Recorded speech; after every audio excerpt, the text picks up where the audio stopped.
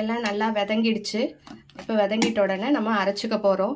இது வந்துட்டு என்னென்ன பயன் தரும்னா, மார் சளிக்கு, அதுக்கடுத்தது கோழை சளின்னு சொல்லுவாங்க இல்லைங்களா, குழந்தைங்களுக்கு பிடிக்குமா, அது போல் இருக்கிறவங்களுக்கு, அதுக்கப்புறம் வறட்டு இரும்பல், இதெல்லாம் சாப்பிட்டா இதை சாப்பிட்டா எல்லாம் போயிடும். நீங்கள் வேணும்னா தேங்காய் சேர்த்துக்கலாம். இதில் என்ன சேர்த்துக்கலான்னா தேங்காய் சேர்த்துக்கலாம். நான் வந்துட்டு வச்சு சாப்பிட்றதுனால தேங்காய் வேண்டாம். ஏன்னா தேங்காய் வந்து சேர்த்துக்கிட்டோம்னா அது வந்து உடனே சாப்பிட்டுடணும். அதனால் நான் சேர்த்துக்கல. உங்களுக்கு வேணும்னா நீங்கள் தேங்காய் சேர்த்துக்கலாம். இப்போ வந்து கிரைண்ட் பண்ணின்னு வந்துடலாம் வாங்க.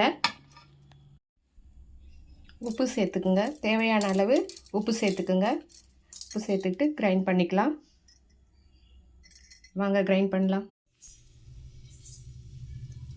எண்ணெய் காஞ்சிடுச்சு. எண்ணெய் கொஞ்சம் தாராளமாக விட்டுக்குங்க. இப்போ கடுகு எல்லாம் கொட்டிட்டோம். அது பொரிஞ்ச உடனே கடுகு நல்லா வெடிச்சிடுச்சு. இப்போ நம்ம அரைச்சி வச்சுருக்க அந்த விழுதை எடுத்து போட்டுக்க போகிறோம்.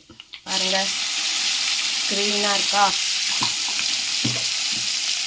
போட்டுட்டு நல்லா எண்ணெய் பிரிகிற வரைக்கும் வதக்குங்க. அது மாதிரி செய்து வச்சுக்கிட்டா ரொம்ப நாள் இருக்கும். அதுக்காக எண்ணெய் கொஞ்சம் நிறைய விட்டுக்குங்க. ரெடி ஆகிடுச்சு. இது வந்து எதுக்கு நம்ம தொட்டுன்னு சாப்பிட்லாம் அப்படின்னா, இட்லி, தோசை, சாப்பாட்லேயும் போட்டு பிசைஞ்சு சாப்பிட்லாம். பசங்க இது இப்படி கொடுத்தா நல்லா ஈஸியாக சாப்பிட்டுடுவாங்க. அதனால நாங்கள் எங்கள் வீட்டில் இப்படி செய்தால் தான் சாப்பிடுவாங்க. அதனால் நான் இப்படி செய்திருக்கேன்.